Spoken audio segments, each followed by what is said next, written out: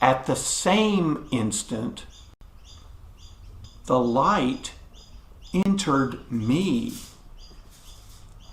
And it's very difficult to kind of relay how this works. It was as if I was suddenly an empty vessel. I was a container myself. And the light that was him begins to fill me up completely. Like you would fill up a water balloon, right? It takes that shape and it starts to expand. Well, I felt as if I was expanding. And I was expanding with the love of God. So let me tell you, as soon as I enter the light starts to enter me. I have this instant knowledge, undeniable knowledge, clear, perfect knowledge. You know that you know that you know. This is Jesus. This is God. This is the creator of everything. And there was no questioning it. I knew this to be true.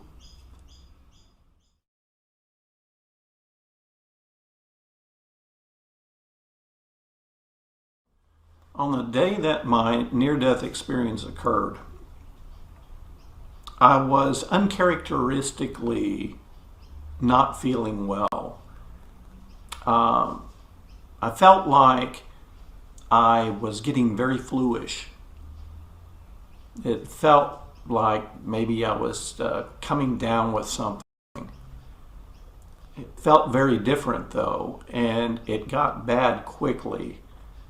I started having difficulty being able to, it was hard. It was labored. I ended up breaking out into this cold sweat, and I just felt very weak. And this pain started radiating down from my shoulder down my left arm. And I was thinking, I hadn't done anything, that I hadn't pulled a muscle or something. But that might have been the case from exercise or weightlifting or whatever. And so I was just unsure, but as the day progressed, it just got worse and worse. And so I told my wife, Denise, that I was feeling so bad that I needed to turn in early. I just needed to lay down and try to rest because I just didn't have any more strength left in me. And she said, well, okay, honey. Go ahead and go in there. I'll be right in. I said, well, you don't have to. She said, no, I want to. I'll be in there in a little bit. And so I went ahead and went into the bedroom, and I got ready for bed, and I lay down. I was just spent. And this throbbing that was from this pain that was going down my arm was just, it was this kind of this pain that was running down my arm was just starting to get stronger, and I could almost feel it like pulsing with my heartbeat. And I was laying down there just trying to be able to relax. And it was soon after that my wife Denise came in, and she got ready for bed, and she pulled in the bed beside me. And it wasn't too long, she fell right to sleep. She had this ability. I was always so envious of how she could do that. But she fell right to sleep. She had turned over onto her right side so that her back was up against me. Or should I say that her back was towards me. And I was just in a horrible state, so I couldn't seem to get to sleep. Well, what happened then is I'm sitting there, I was trying to lay on my side, but I couldn't lay on my left side because it was just really making my arm hurt. And then I couldn't lay on my right hand side because it was making it difficult to breathe more. And so I just laid back on my back, and I thought, okay, well, I gotta just really try to get some air into me. And while I'm sitting there contemplating this, and I'm trying to figure out just what happened, what is going on, all of a sudden, it felt like an elephant had just stomped right in the middle of my chest. And completely unexpected and so very strong that I just kind of came up from the bed just a little bit.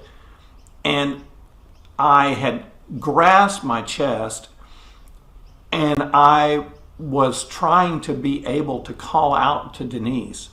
But I couldn't. The words were the pain was so intense that I couldn't even call out. It was like it was stuck in my throat. I couldn't move either because, again, the pain was crushing. It was just so bad. And when I realized I couldn't get a word out to wake Denise, and I couldn't do anything, then the first thing that I did is I called out then to God. And I said, God, if you don't take this pain away, I don't know what I'm going to do. This is just too much for me to handle. Please take this pain away. And with that, within just a couple of seconds, then suddenly all the pain went away.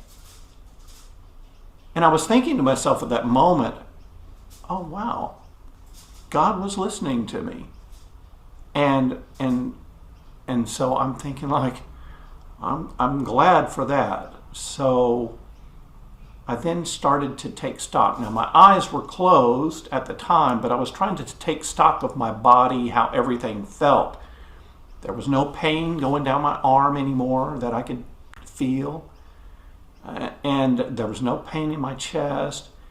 And I noticed actually I didn't have any of the other symptoms. I wasn't labored in my breathing. In fact, I was feeling kind of good. So much different from what I was feeling before. And I thought, oh, that's nice. It's nice. And then I thought to open my eyes. And when I opened my eyes, I realized I wasn't in bed anymore.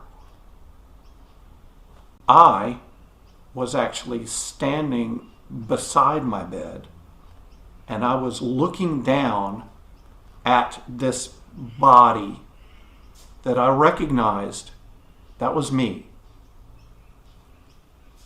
And I recognized I'm dead. And I thought to myself, and I don't look that good either, because this body that's laying on the bed still has a hand that was clutched to the chest, and this kind of this look on the face. It seemed like it was painful, but obviously dead. And I'm looking around, and the thing about it is, this is at night, but I'm able to see incredibly well. As you can see, I wear glasses. I wore glasses then.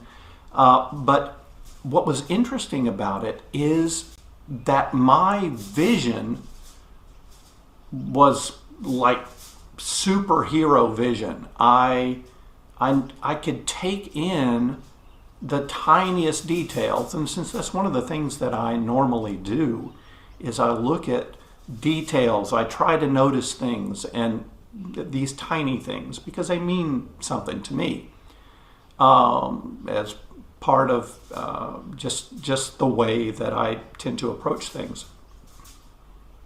And while I'm looking around and noticing everything, I could see, of course, that my wife was still sound asleep there.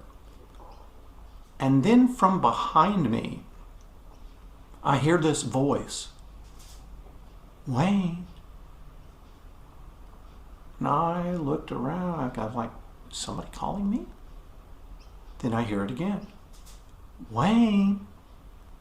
And I recognized that it was coming from behind me. So I turned to look, and now, of course, I'm in the bedroom, and so there is a wall that's just a few feet past the edge of our bed, and there's a window, a big plate glass window that looks out onto, there was this, this street and a curb that goes out there behind where our house was. But I also noticed I could not only see through the window, I could see through the wall as well. Everything around, there was nothing that seemed to inhibit my vision at all.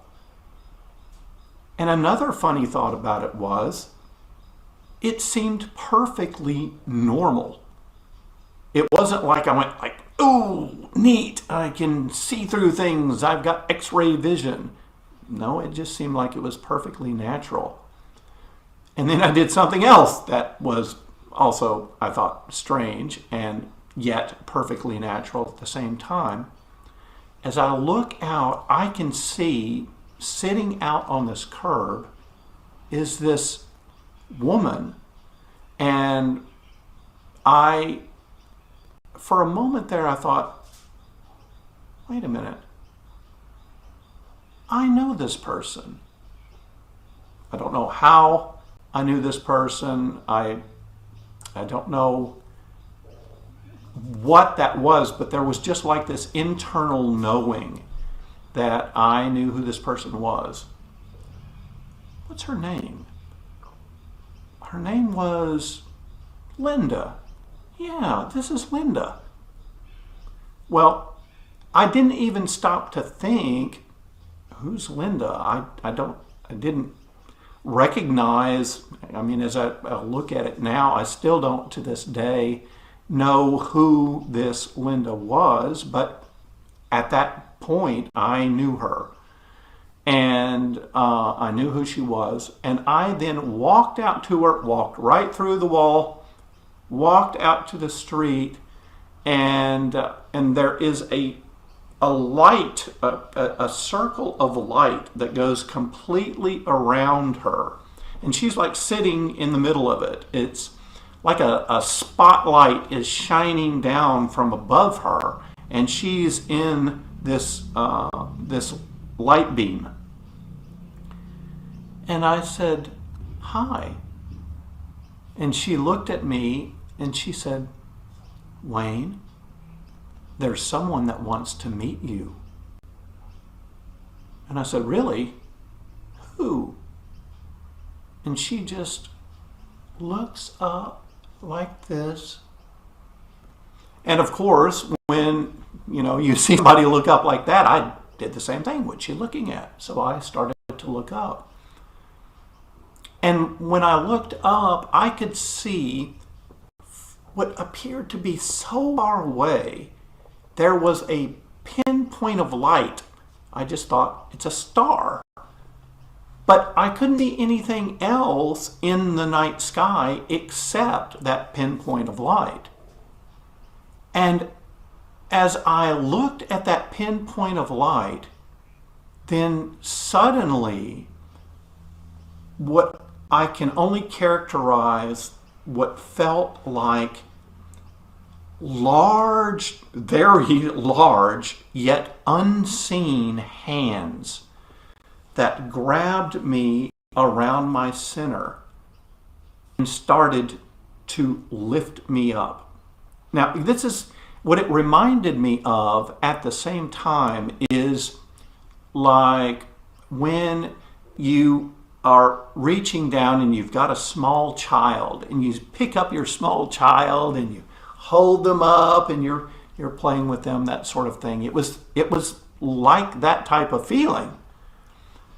And it was warm and it felt nice. But I didn't see any hands. I didn't see anything connected with those hands, but I could feel them. And I started to be lifted up off of the street. And immediately, because I wasn't prepared for that, I reached out my hands to try to steady myself. And it seems, like kind of silly, but there was nothing, of course, to grab onto. And I'm looking like this, and I'm seeing down as Linda is going down away from me. Well, it's not that she was going down, it's that I was going up. And it was at that moment, then my focus, then my eye was captured onto my hands.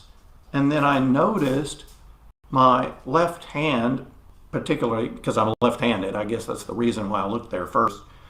And then I thought, oh, wow. I could see that there was this glow that was coming, I guess, from my body. I could still, the shape and everything else, my fingers, hands, and everything was still me, but I could then see this glow, this aura that was coming off of this purplish, bluish glow. And I thought, cool. And that's one of the things that I recognize is that when you die, you're the same person after death, the same personality that you were just a few minutes more previously. It's not like that suddenly you have the all knowledge, all of this kind of stuff. That it didn't happen like that. So I was just thinking like, oh, that's cool. But then this vision that I have was able to not only pinpoint that, I could look and I could see inside this hand because it was like translucent. It wasn't solid like we see that anymore, or opaque is what I should say. You couldn't see through it as we look at it now, but then I could recognize, yeah, you almost could. And I could see the veins and everything inside my hand. There's no blood in there. It's like light is going through there. It's all of that. It's me, only a light me, for lack of a better term. And so then I noticed that, and I'm like, wow, that is really cool. And then I looked at my feet, and I can see them. I noticed that I have some type of clothes on, but I thought that seemed strange because I had shoes on my feet. But I wouldn't have had shoes on my feet because I was in bed. So I thought, that seems kind of strange too. Didn't know why that was. But it was just an observation that I made. Now, all of this, I want to tell you this too, because all of these observations, all of these things that I noticed, things that I thought, are happening in almost split seconds, parts of seconds. It's happening so fast. And of course, as I'm telling you this, it sounds like some kind of linear type of thing. This happened, this happened, this happened. But it's really all kind of happening almost simultaneously. But it's the recognition of all of these different pieces and parts that are happening together. And I'm able to separate them in my mind. I'm able to do that. I can focus on something, get all the information from that, focus on something else, get all that information from that. And so what I'm recognizing then now is that the direction that I'm going, the being picked up, and I'm going now through the cloud layers, and I can see the land masses and everything going down before me. And as I'm looking that way and I'm noticing that, I then turn my attention back up, and I'm going out into space. And while I'm out in space, what appears before me is this opening of a funnel. And so it's opened this way, and it goes in and makes this tunnel that was, I don't know, it had a pretty large circumference in comparison to me. So I mean, it wasn't real tight and confining. It had plenty of room to it. It was quite large. But it was also dark. I noticed that it was dark just like space was, yet I could differentiate and I could see the opening to this funnel within it. And I went up into the funnel. And during the course of this, it's ever increasing in speed. And as I went into this funnel, there are several different things that happened. One, I recognized that, oh my goodness, there was this cool breeze that, I mean, like if you were sitting on a tropical island and you had this cool breeze and you just felt so good. It was like that. I could feel it. But what was most interesting to me at this point is all around the edge of this tunnel were angels. And just like you would think an angel, with the wings, male, large, and they were packed. I mean, it was shoulder to shoulder and in this complete 360 degrees. All of them. And they were talking to themselves. Now, again, it's very dark, so I could barely make it out, except that my vision was able to see this, differentiate this. And they were all just chatting amongst themselves. There was this kind of excitement, and like they were a welcoming procession. I'm going through this tunnel and they're all around me and they're excited for me to be coming in. And I was trying to think, what did it remind me of? What kind of feelings and thoughts was I having there? Well, it was like a military procession, because as angels, that's what I got, is they were like military men. So in a military wedding, you've got the bride and groom. When they go through this procession of officers that are lined on both sides, and then they hold up swords and they're crossed up over the top, and the bride and the groom walk underneath that. So that would be effectively like a tunnel, and they walk through that little tunnel that the officers have made. And it's a very exciting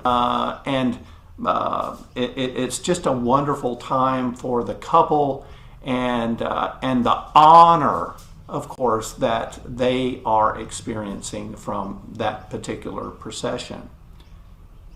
That's what this felt like. It felt like a procession.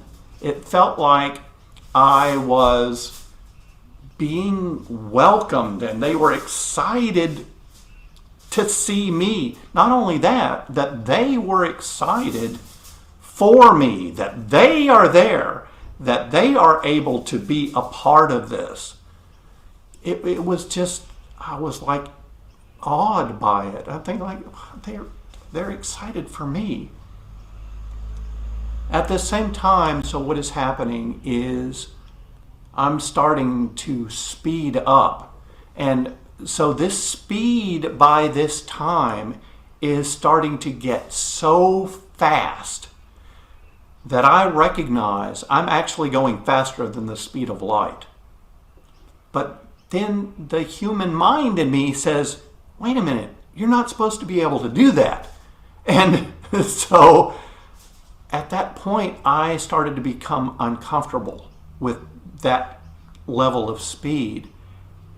And as soon as that discomfort, as I began to feel this discomfort, I began to slow down just a little bit, just to where I was comfortable enough with it. And then I thought, oh, that's better. And so I'm looking then again through this tunnel, and the light, that pinpoint of light that's at the other end, I can see that it opens out just like in that funnel shape that I had coming in. And I could tell that where this light was in a completely different realm. I recognized that there was like this type of barrier or separation or just an obvious difference, that you're going from one particular type of space to a completely different type of space. And at the same time, stars and everything that I can see outside the tunnel, just like you were you could see on a Star Trek episode where the lights are streaking by at just enormous speed because they're going faster than the speed of light. And but I'm turning my attention more and more towards this light, and it's beginning to grow in my field of vision because I'm getting closer and closer to the end. And then it's still looking like a star to me.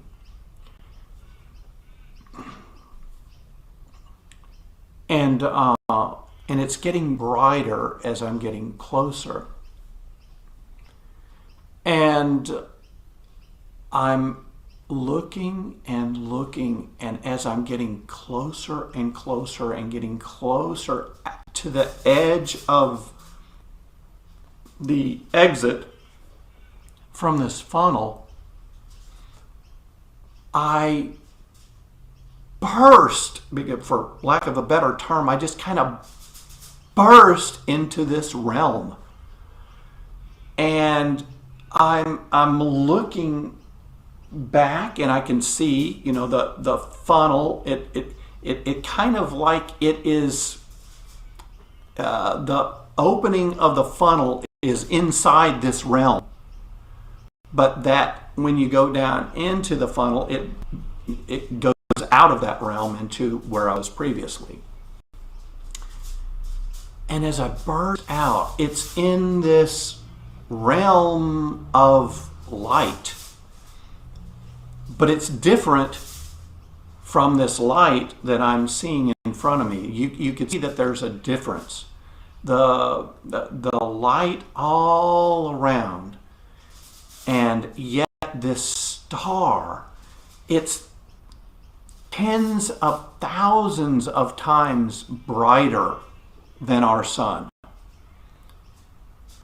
But it was beautiful, and I could look without it. I didn't feel that it affected my vision at all. I was able to look at it without it hurting my eyes.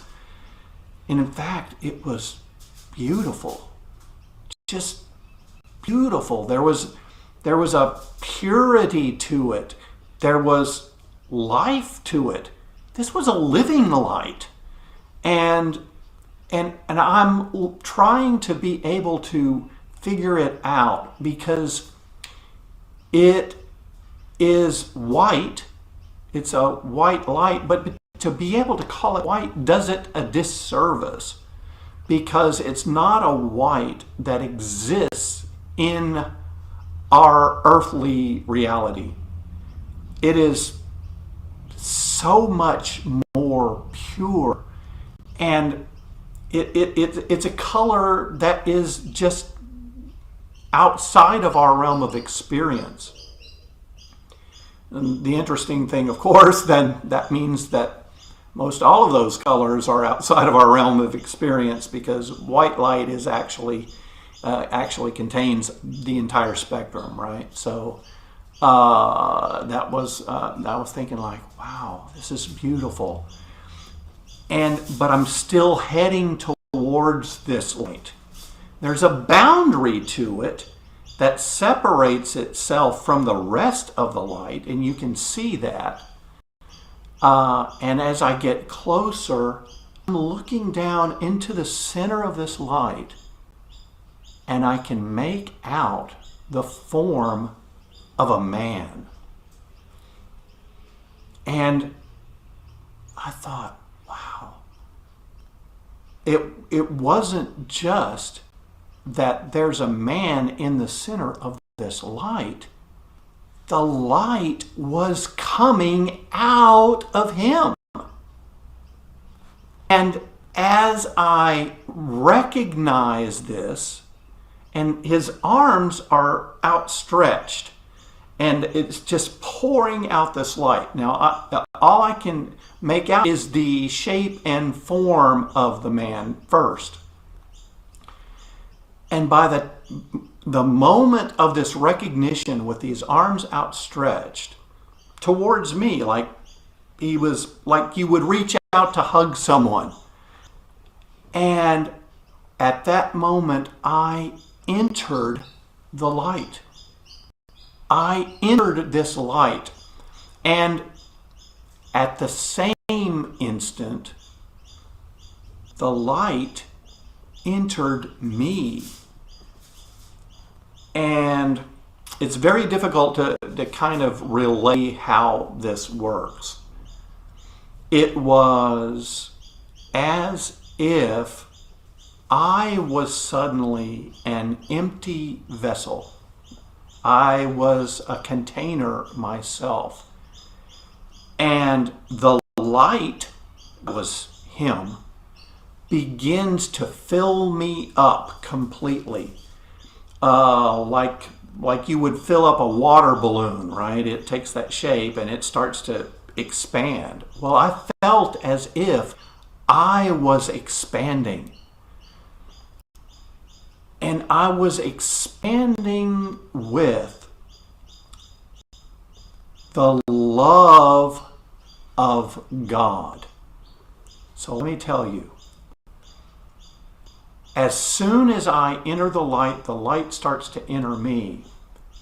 I have this instant knowledge,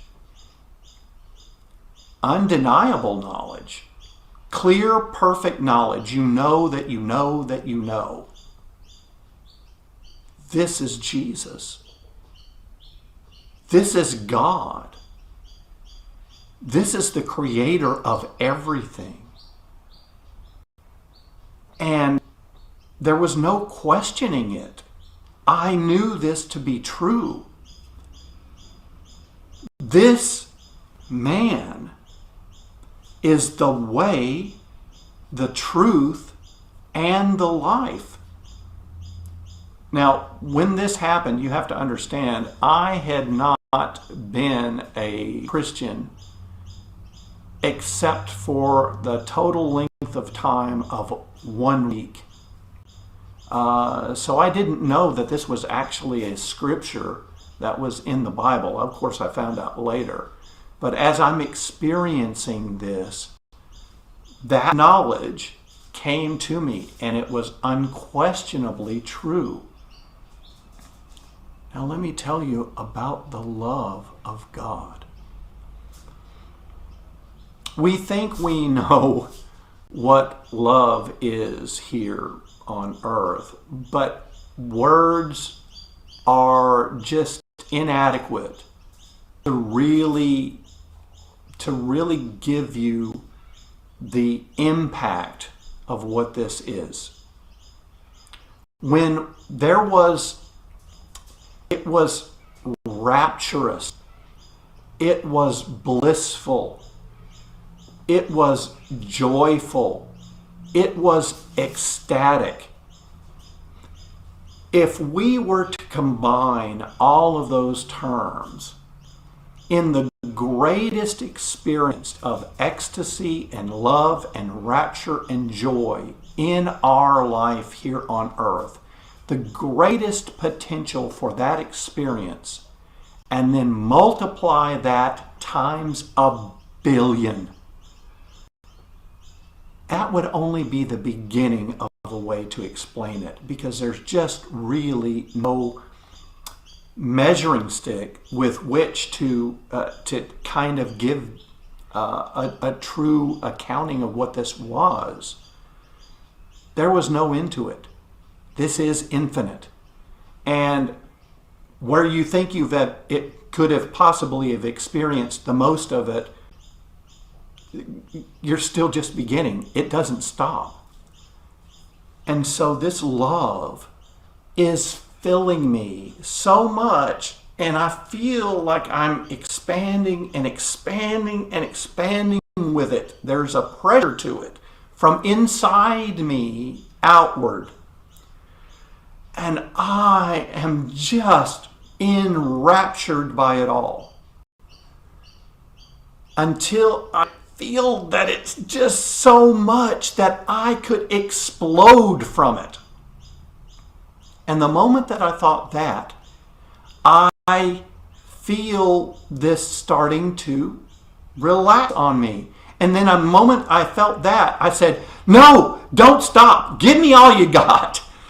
And then I heard Jesus chuckle, and he starts filling me with more and more again, until he feels that it's as much as I'm able to stand. And I'm just in awe. I'm in awe of it all. And I'm thinking, all of this about you is true.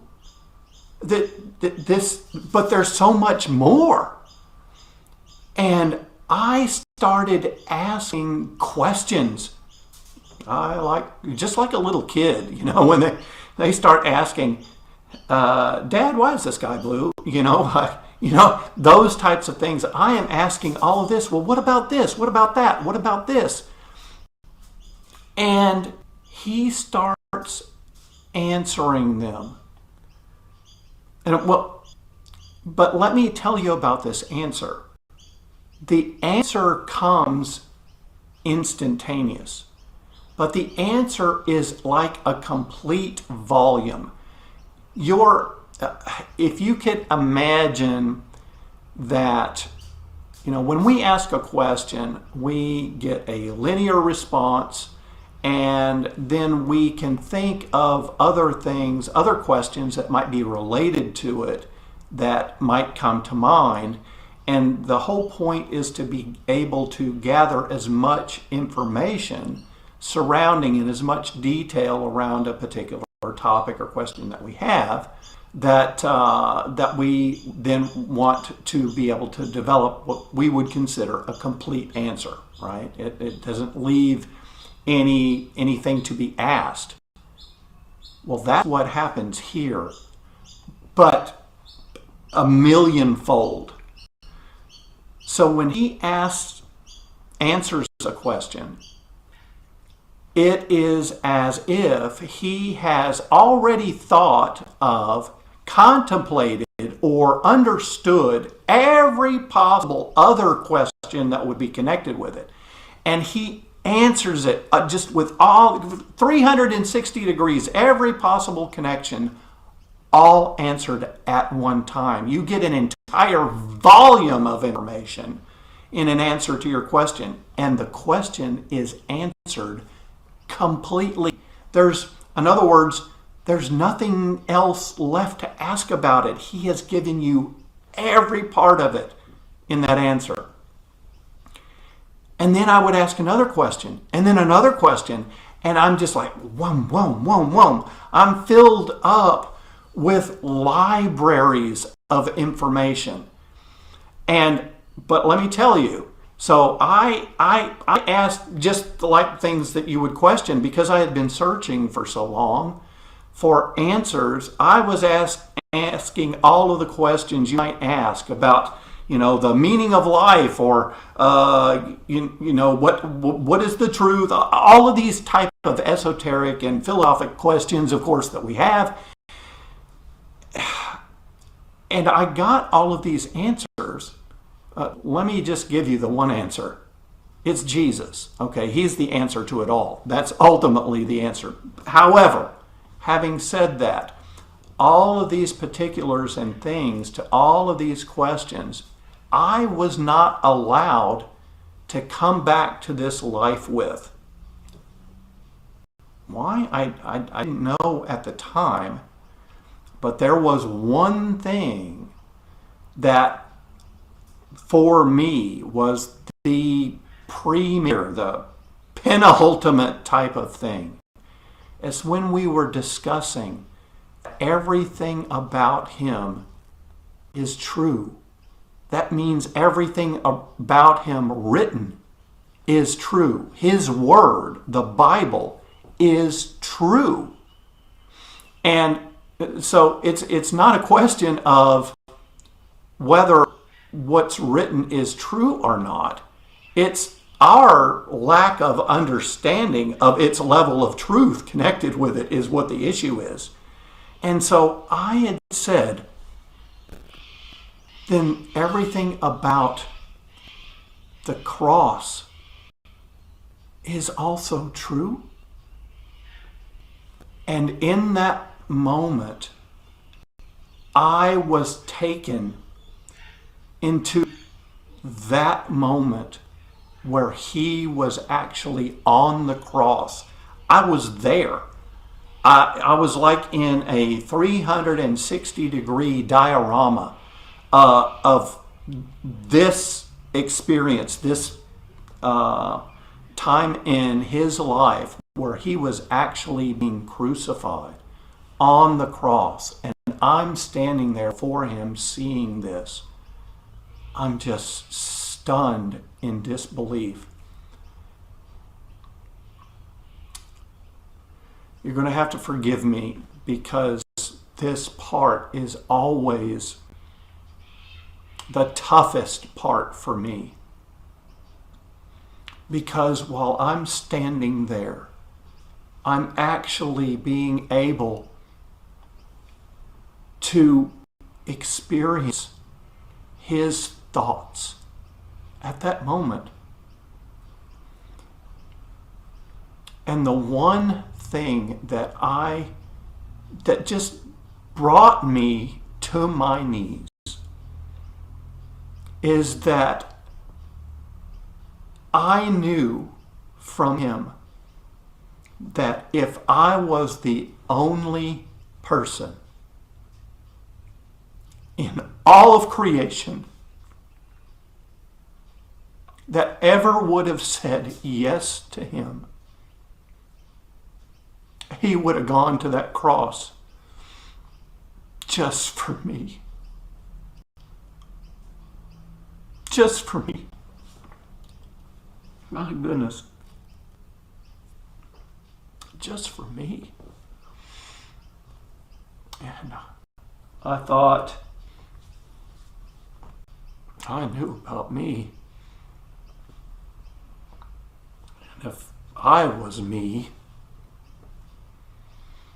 I don't know if I would have been willing to do anything even close to that.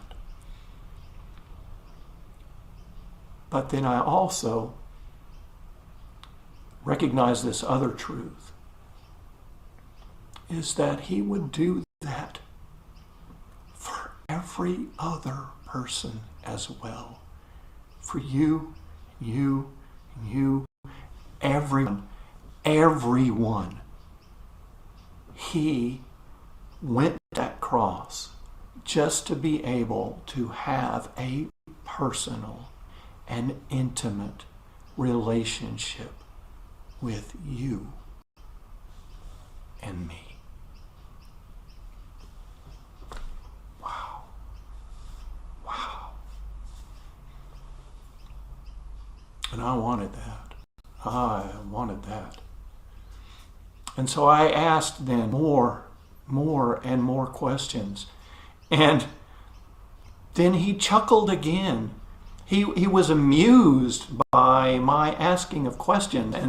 But I was just like I had been someone who had been starving for food, and I had just suddenly been placed before a feast, and I was just able to try all of this. I want to try it all. I want to know all of this. I want all of this information. I want to know all about you. And then at that point, I recognized then that I wasn't there just with Jesus. I also recognized I was there with the Father. And he, although I couldn't see the form of the Father, which is the ones whose hands had picked me up, I knew that he was there beside Jesus. And I was able to hear him. I was able to interact with him, but I was not able to physically see him. And it was a him. It was obvious that the Father was a him and the Son was a him. But I also then started to recognize, wait a minute, this place that I'm in, this heavenly place, it felt like home. It felt like, you know, when you go camping, and in this camping trip, it's always nice to be able to go on a camping trip and go out into the wilderness and commune with nature and have campfires and to be able to just enjoy that connection there. It's always nice. But then again, after a week or so, it's always nice to come back home, to be able to sleep in your own bed, to have a nice warm shower, to get all the grime and the dirt off of you, that sort of thing. It was nice to go and have the trip, but it's so much nicer when you're home and you feel that. It's great. That's how I felt. I was home. I was back. How could I be back? I don't know. But I knew this was my home. But then something kind of stopped me. I thought, wait a minute. Can I stay here? And I was thinking this to myself, and then I vocalized it. can I stay? And then both the Father and Jesus, in unison at the same time, said no. And it wasn't mean, but it was firm. And the voice, the power from the Father was earth-shatteringly powerful. I mean, it just within the core of me just shook me.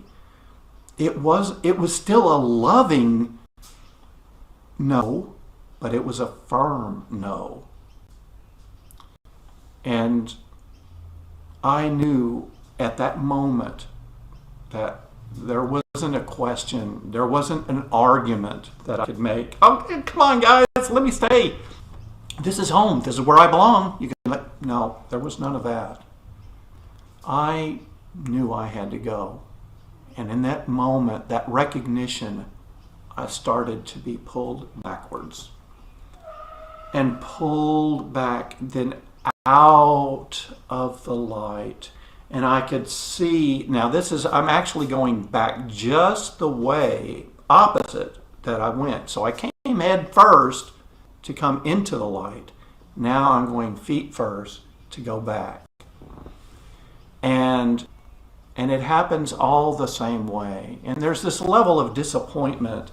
I'm having to go back. But I'm watching myself go back. And as I'm going back, I see the funnel, and I enter in through the funnel. And all of the angels, they're still all there, still surrounding the whole thing, and they're still just waiting there, talking amongst themselves, and you can hear the rustle of their wings and their chatter as they speak to each other. And with speed, I'm going back through. And as I come out of the end of the funnel on the other end, I'm in space. And I'm going past planets and everything else. And so then our solar system, and I see this beautiful blue marble out in space. I'd always wanted to have that kind of view, but this was beyond anything that you could, just to see this with these spiritual eyes that I have, and the beauty of the earth hanging out in space. It was just, I'll never forget that. I'll never forget that. And as I'm going and I'm traveling back towards it, everything else happening just like it was in reverse. I go through the cloud layers, and I get through this one, and I can see the whole landmass of North America, and I can then see that as we're going towards the area that Texas, and I'm going down and down and down into there as I'm getting closer, and all the way to where we are in Texas, and I can see Linda. She's still there on the curb. She's still looking up, and she's watching me as I'm coming in. Well, this time I don't come down beside her. I'm coming down actually then through the roof of the house. And just like everything else, remember that I can see everything. There's such a level of detail. So I see the shingles. I can see the grain on the shingles as I go through. I can see the rafters and all of the lumber and everything that holds everything up. I can see the insulation, of course, that's in the attic space. And as I go through the ceiling, I can see in the old house, we used to have this acoustic ceiling treatment called popcorn. I remember, because I was at eye level with it. Even though I'm going so fast, I still have that picture perfect memory of that. and then looking down, and then I see my body still there on the bed, and I still see Denise. And like I said, I'm coming feet first. And I enter in through my chest. My feet come in through my chest. And I slammed into my body with such force that once I enter and I feel like I'm locked in, my physical body actually rebounded from the impact, from this reconnection, just from the force of it, rebounded, and I was thrown up. My body was thrown over the end of the bed out into the middle of our bedroom. And I landed with a thud on the floor. Didn't fall off the side. I was thrown off the end out in the middle of the floor. And when that sounded, when that happened, that is what woke Denise up. She heard this loud thump, out in the floor, which was me. And she then wakes with a start. Well, it's dark and she can't see me. And I am suddenly back in pain again. But this pain is different. There's this huge burning in my chest. And I'm not able to quite try to speak yet. It's very difficult. And I'm trying to be able to crawl to the edge of the bed so that I can catch her attention. And I reach up with the strength that I have, and I grabbed her foot on the end of the bed. And she lets out a little like that, and she looks over, and she said, "Wayne!"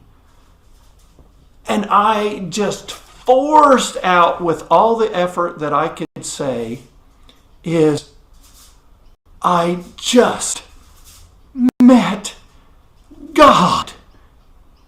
And her eyes got real big, and she said, "What?" And I did it again.